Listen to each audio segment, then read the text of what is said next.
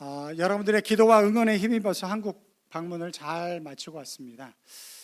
제가 없었는데도 여전히 얼굴은 다 좋으신 것 같아요. 또 하나님의 은혜가 여러분들 가운데 있었는 줄 믿습니다. 저희는 어떤가요?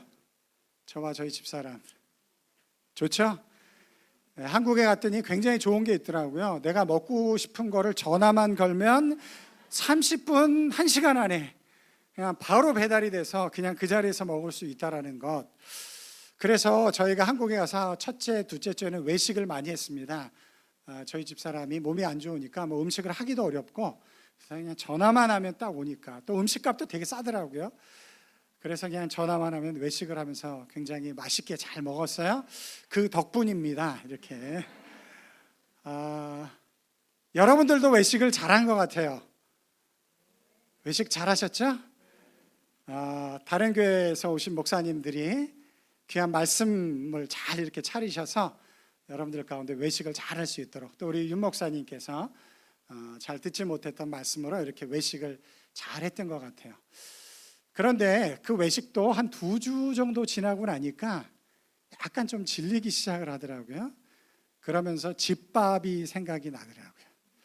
그래서 이제 저희 집사람이 또 많이 회복도 되어지고, 그래서 2주 이후부터는 이제 뭐 대단한 것도 아닌데 그냥 밥해서 간단한 반찬해서 먹는데 그게 참 맛있더라고요. 여러분들도 집밥이 좀 그리우셨나요?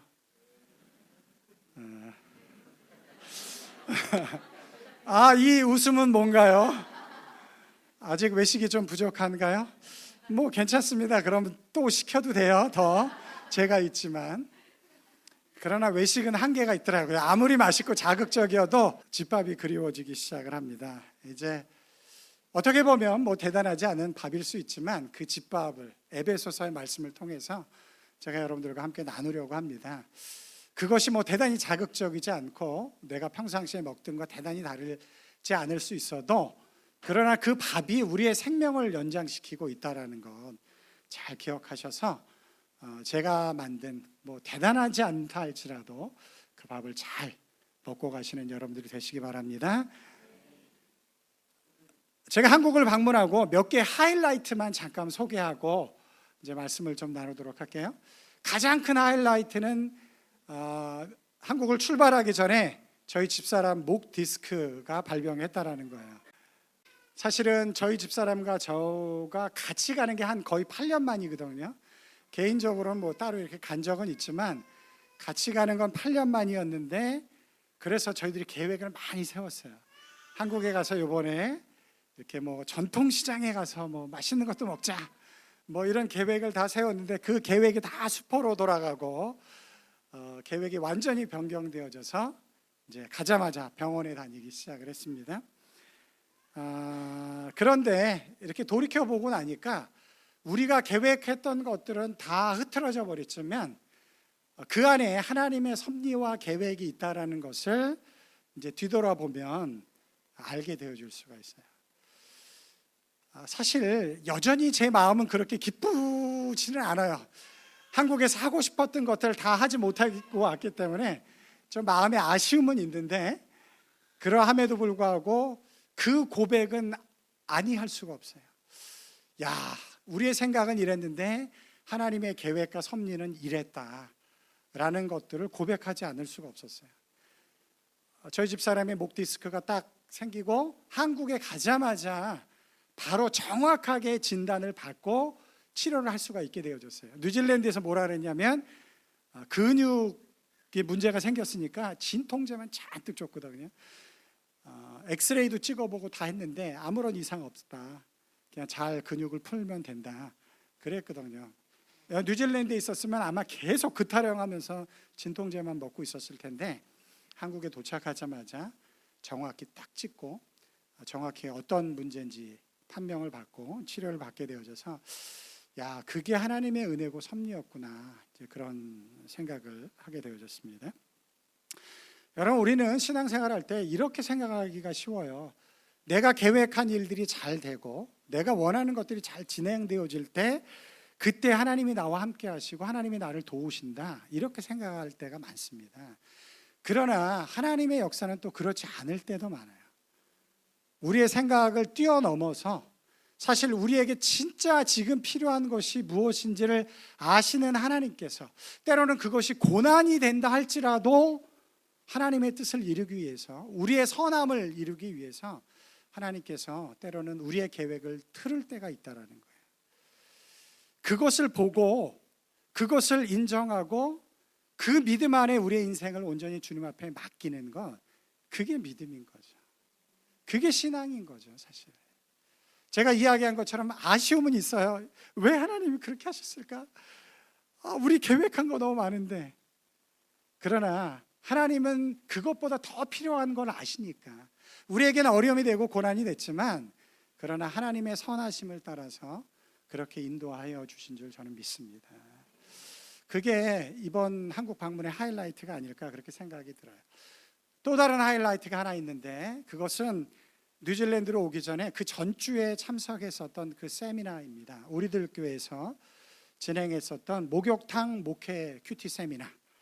이름도 희한한데, 그런데 그 교회에 가서 세미나를 들으면서 아침 10시부터 저녁 9시까지 세미나가 굉장히 벅차더라고요.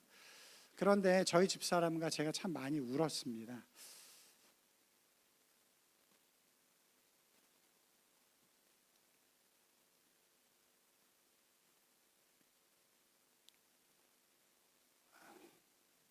목회의 본질이 무엇인가?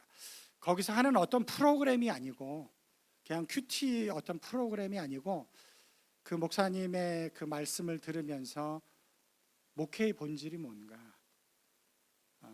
목자의 마음이 무엇인가, 그런 것들을 도전받고 은혜받고, 그래서 참 부족했다, 참 성도들에게 미안하다.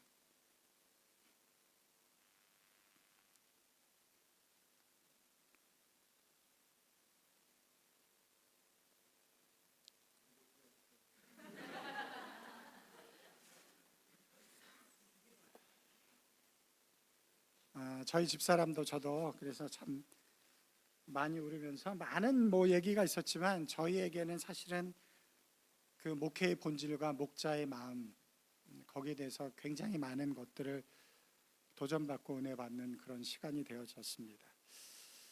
물론 우리가 세미나에 참석하고 왔다고 해서 제가 하루아침에 그 목사님처럼 바뀌겠습니까? 그러나 그 마음을 잘 담아서 제 것으로 만드는 시간을 갖도록 하겠습니다. 그래서 하나님께서 이제까지도 많은 것을 주셨지만 숫자가 중요하고 이런 게 아니고, 정말 하나님이 기뻐하시는 목회를 위해서 제가 할 수 있을 만큼 또 최선을 다해서 목회하는 그런 목사가 되도록 그렇게 하도록 하겠습니다. 제가 그 교회 가서 수요 예배도 참석하고 목장 모임 이런 걸 참석했는데, 그 교회는 수요 예배 때 평신도 사역자가 설교를 합니다. 그런데 전국에서 가장 많은 수요 예배 참여자들이 모이는 교회라고 해요. 그런 것들을 보면서 굉장히 놀랐고요. 그런 것들이 되다 보니까 6천 명이 모일 때까지 부교역자가 딱 한 명밖에 없었더라고요. 그러니까 평신도 사역자들이 다 일을 하는 거예요. 그래도 전혀 부족함이 없어요. 지금은 이제 그 부교역자들이 많은데, 부교역자들이 와도 처음 어떻게 하냐면 평신도 사역자들이 인도하는 목장에 참여해서 거기서부터 다시 시작을 해요. 이렇게 할 수 있는 교회도 있구나. 물론 그 교회가 우리 교회가 아니니까 그것을 그대로 다 하기는 어려울 수 있지만, 이제 어떻게 보면 성도를 키워 나가는 것, 그런 목회적인 본질에 대해서 많이 생각을 하게 되어졌고요. 그 교회에서 여러 가지 간증을 많이 듣게 되어졌는데, 세계 초인류 기업의 한국 사장님이세요. 이름만 딱 대면 대단한 기업인지 아실 텐데, 그 한국 사장님이 앞에 나와서 자기가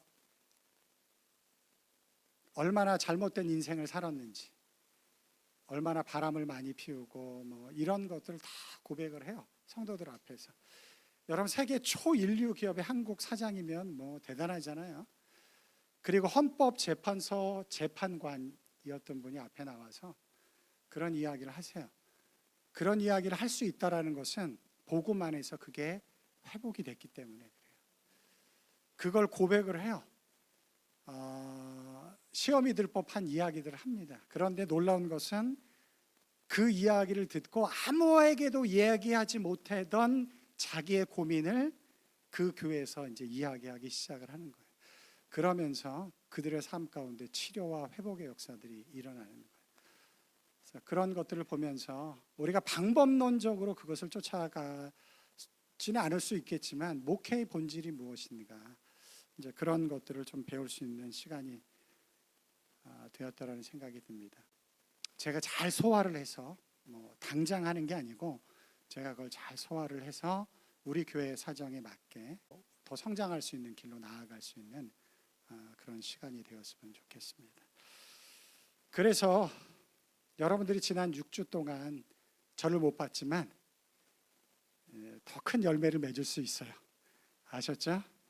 기도해 주시고, 그래서 거기서 받았던 은혜가 제 안에 잘 자리 잡고 또 풍성해져서 여러분들과 함께 나눌 수 있도록 그렇게 인도해 주시면 감사하겠습니다. 이번 여름에는 에베소서를 이제 강의하려고 합니다. 제가 에베소서에 대한 개괄적인 소개는 이제 다음 주에 더 자세히 좀 하도록 하겠습니다. 오늘 우리가 읽은 본문에서는 우리가 기독교 신앙을 가지게 되어질 때 우리가 반드시 확인하고 또 확신해야 될 두 가지 아주 중요한 것이 오늘 본문에 기록되어져 있어요. 그래서 오늘은 그 두 가지만 좀 살펴보도록 하겠습니다. 그 두 가지가 뭐냐면, 하나는 하나님 안에서 내가 누구인지를 이해하는 것이에요. 첫 번째는 뭐냐면 하나님 안에서 내가 누구인지를 이해하는 것, 그것은 기독교 신앙에서 굉장히 중요한 것입니다. 그래서 오늘 첫 번째는 그것에 대해서 좀 이야기를 하려고 하고요. 두 번째는 하나님이 우리에게 주시려고 하는 복이 무엇인지, 하나님께서 우리에게 복을 주시려고 하는데 그 하나님께서 우리에게 주시려고 하는 복이 무엇인지 그것을 이해하는 것이 기독교 신앙을 갖는데 굉장히 중요하다는 거예요.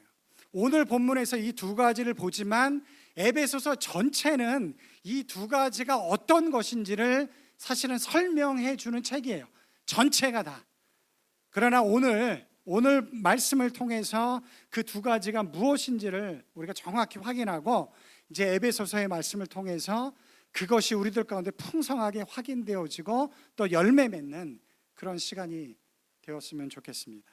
1절, 2절 말씀을 우리 다 같이 한번 읽어볼게요. 1절, 2절 말씀.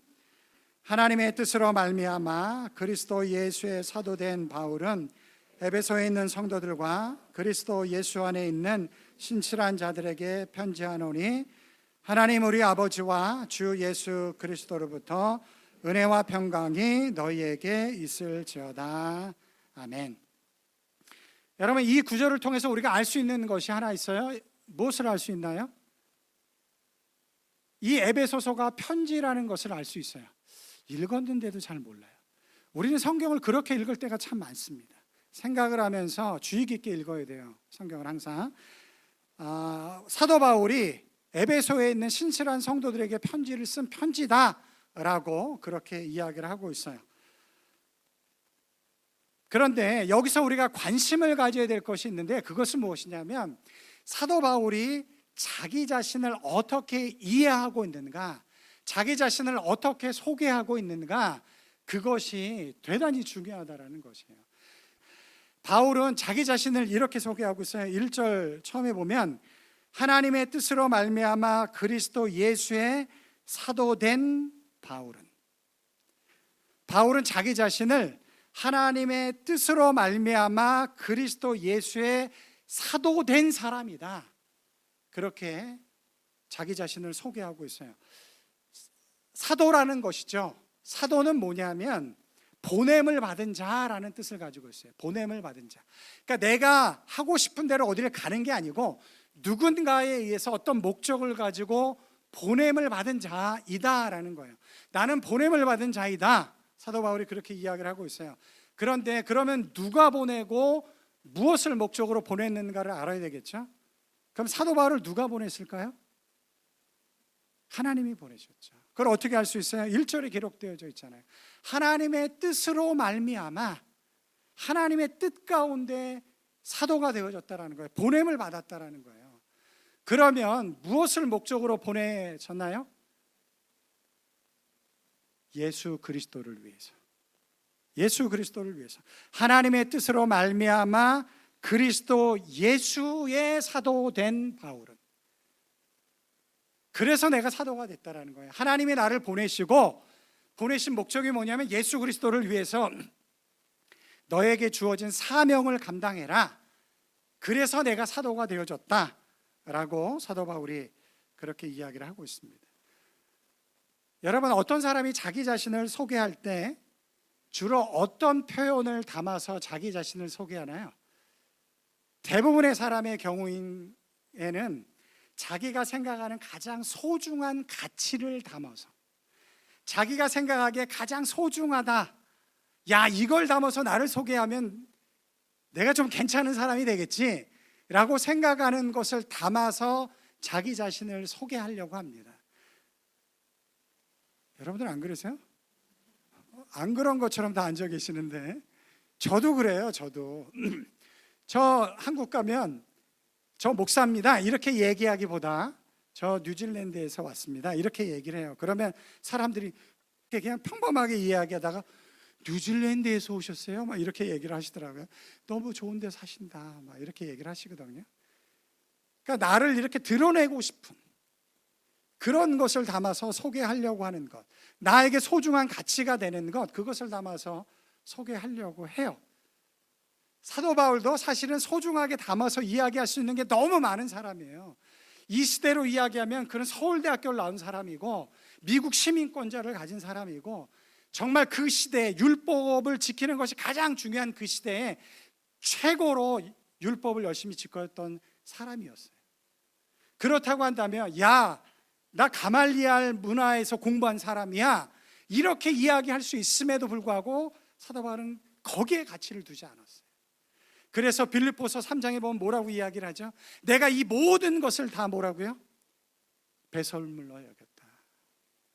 예수 그리스도를 아는 지식이 너무 고상하기 때문에 도리어 이것 때문에 예수를 아는 것이 해를 입게 되어진다. 그렇게 이야기를 했어요. 그래서 사도 바울은 이렇게 이야기를 합니다. 하나님의 뜻으로 말미암아 그리스도 예수의 사도된 바울은. 제가 이제 한국을 가는 이번에 간 목적은 이제 저희 교단 총회에도 참석을 하고 세미나에 참석하는 것이 목적이었지만 또 저 개인적인 목적은 이제 저희 부모님이 연로하시니까 저희 어머님이 항상 헤어질 때마다 그런 이야기를 하세요. 야, 이게 마지막일 수도 있겠다. 그렇게 얘기를 하시고 헤어져요. 그러면 이제 저의 마음이 좀 어렵죠. 그래서 기회가 되면 그냥 한국에 잠깐이라도 어머님을 뵈러 가야 되겠다. 이제 그런 마음이 있어서 한국을 가게 되어집니다. 저희 어머님은 제가 목사가 된 것이 너무너무 자랑스러운 분이에요. 그래서 길에 나가거나 어딜 가면 모르는 사람한테도 얘가 우리 아들인데 목사예요 뭐 이렇게 얘기를 하시는 분이에요. 어머님과 함께 보내는 며칠 동안 저희 어머님이 장염이 생기셔갖고 이제 좀 병원을 가셔야 될 일이 있는데 몸이 불편하시니까 병원을 못 가시니까 제가 가서 이제 약을 타오게 되어졌어요. 항상 가는 병원이니까. 그래서 약을 딱 타갖고 왔더니 어머님이 뜬금없이 이런 질문을 하시는 거예요. 야, 네가 뉴질랜드에서 온 이영애 권사 아들 목사라고 이야기를 했어? 그렇게 이야기를 하시는 거예요. 그래서 제가 웃으면서 그런 이야기를 왜 해요? 내가 처음 보는 사람들한테 그냥 약만 타오면 되지. 그랬더니 왜 그걸 얘기를 안 하고 왔어? 거기 의사 선생님도 간호사도 다 교회 다니는 사람인데 내가 이영애 권사 아들인데 뉴질랜드에서 목사하고 있는 사람이다라고 얘기를 해야지 그걸 왜 안 하고 왔냐고 계속해서 얘기를 하시는 거예요. 저희 어머니 왜 그러실까요? 왜 그러실까요? 그게 소중하니까 그래요. 그게 자랑스러우니까 그래요. 저희 어머님에게는 아들이 소중하고 그게 가장 중요한 가치이고, 그 아들이 목사가 된 것이 가장 중요한 가치니까 그것을 가지고 다른 사람들에게 소개하고 싶은 마음이 드는 거예요. 그러니까 자랑스러운 거예요. 그게 자랑이고 기쁨인 거예요. 왜 그러냐면 가장 소중한 가치가 거기에 담겨져 있으니까. 다른 것 얘기하지 않으세요. 우리 아들인데 목사예요. 거기에 가장 모든 것이 담겨져 있어요. 그렇게 이야기하고 싶은 거예요. 사도 바울이 지금 그렇게 이야기를 하는 거예요. 내가 하나님에 의해서 그리스도 예수의 사도가 되어졌다. 그 외에 내가 뭘 자랑하겠느냐. 사도 바울이 그렇게 자기 자신을 소개하고 있어요. 사도 바울의 자기 이해입니다. 제가 여러분들에게 질문해 볼게요. 여러분들은 솔직히 자기 자신을 어떻게 소개하나요? 여러분들은 솔직히, 제가 겉으로 바깥으로 물어보지는 않겠지만, 여러분들은 솔직히 자기 자신을 어떻게 소개하고 싶으신가요? 사람들에게. 거기에 여러분의 가치가 담겨져 있어요. 여러분들이 지금 무엇을 좋아하는지, 내가 무엇을 추구하는지 그 가치가 거기에 담겨져 있어요. 근데 사도 바울은 이렇게 이야기를 합니다. 하나님의 뜻으로 그리스도 예수의 사도된 바울. 그의 인생의 모든 가치가 거기에 담겨져 있었다라는 거예요. 하나님 안에서 자기 자신을 그렇게 이해했다라는 거예요. 하나님 안에서 자기 자신을 그렇게 이해했어요. 여러분, 예수님을 믿는다라는 것은 내가 하나님과 어떤 관계, 어떤 사람이 되어졌는가를 알아가는 거예요. 하나님의 어떤 사람이 되어졌는가. 여러분 한 주간 동안 이걸 가지고 좀 고민해 보시기 바라요. 나는 어디 가서도 진짜 이렇게 이야기를 할 수 있는가? 그래서 제가 여러분들 옆에 사람들과 한번 인사를 해보도록 하겠습니다. 우리는 사도는 아니니까 사도는 빼고 하나님의 뜻으로 말미암아 그리스도 예수의 사람 된 김명권입니다. 한번 옆에 계신 분과 한번 인사해 보도록 하겠습니다. 여러분의 이름을 담으시고,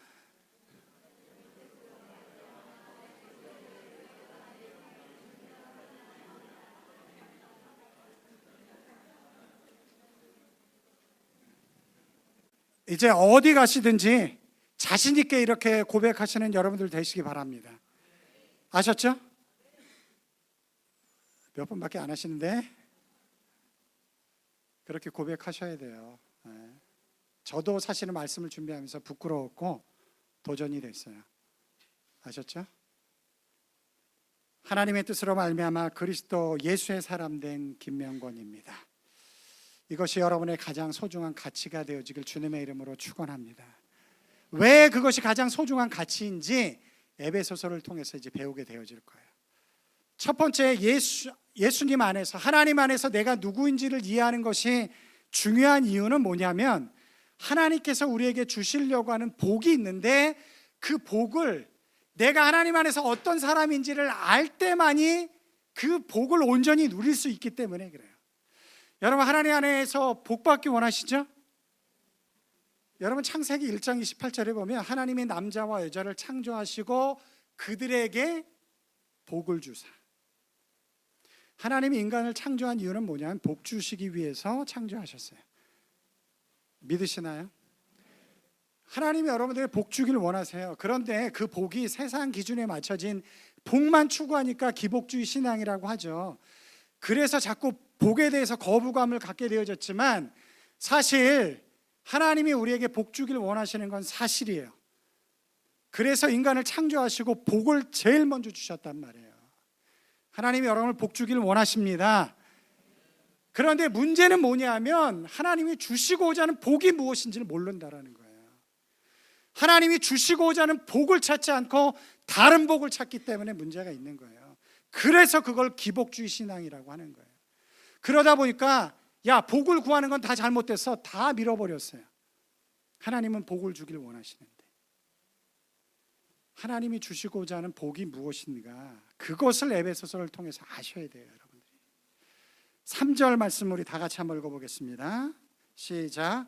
찬송하리로다 하나님 곧 우리 주 예수 그리스도의 아버지께서 그리스도 안에서 하늘에 속한 모든 신령한 복을 우리에게 주시되.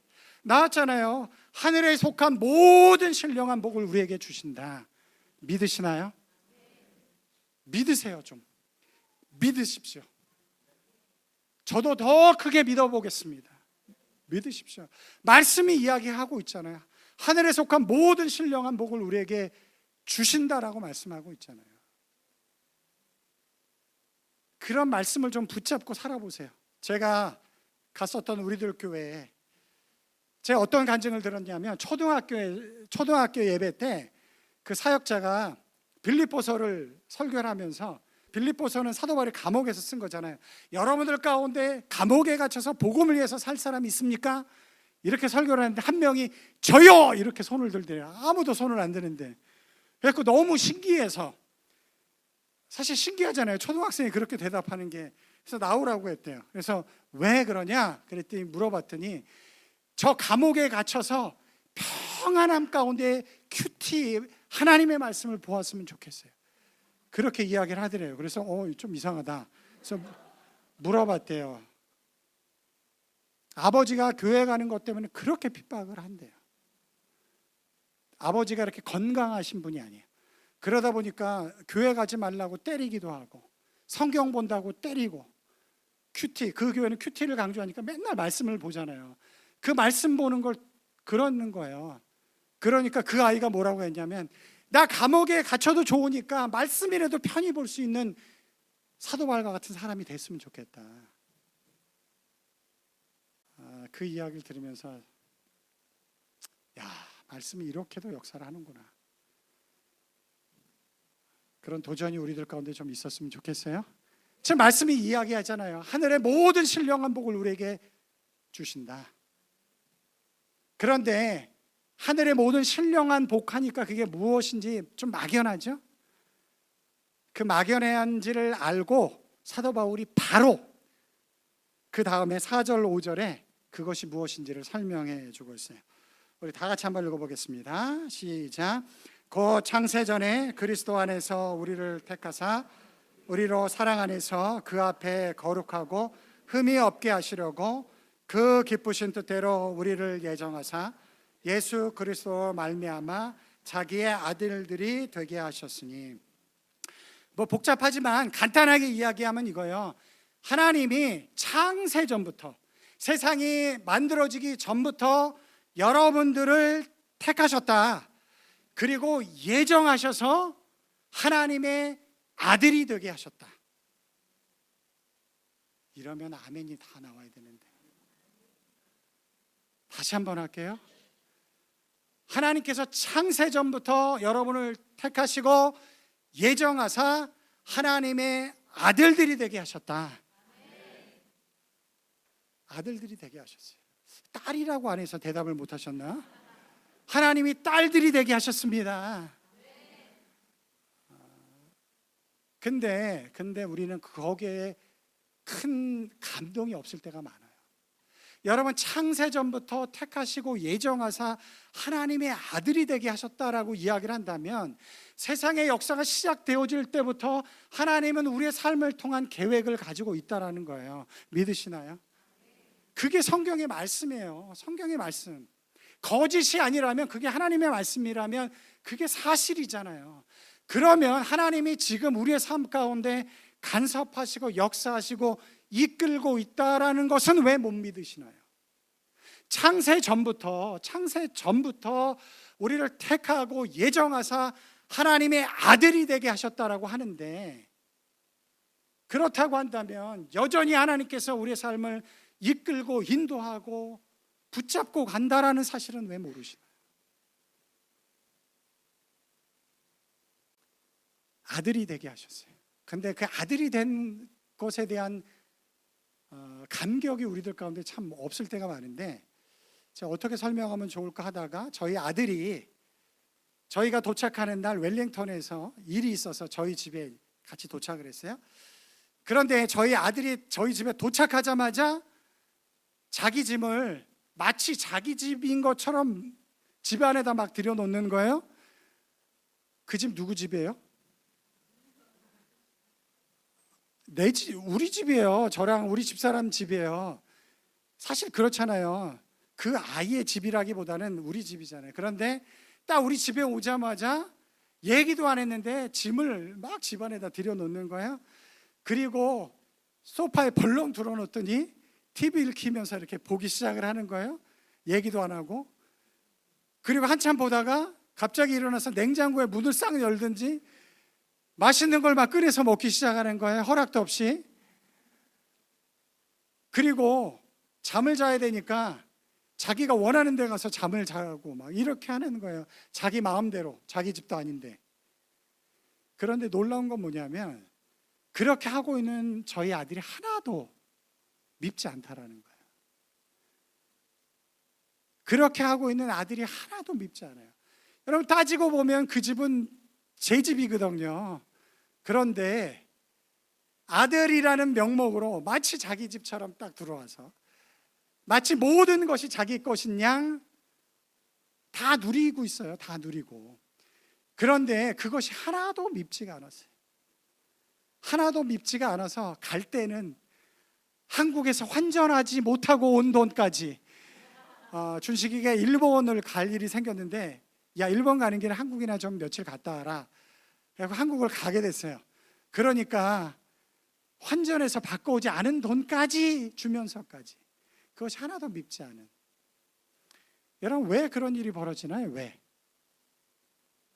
아들이기 때문에 그래요. 딸이기 때문에 그래요. 내 자녀이기 때문에 그래요. 그것이 하나도 아깝지 않은 거예요. 우리 집에 언제 들어와도 기쁜 거예요.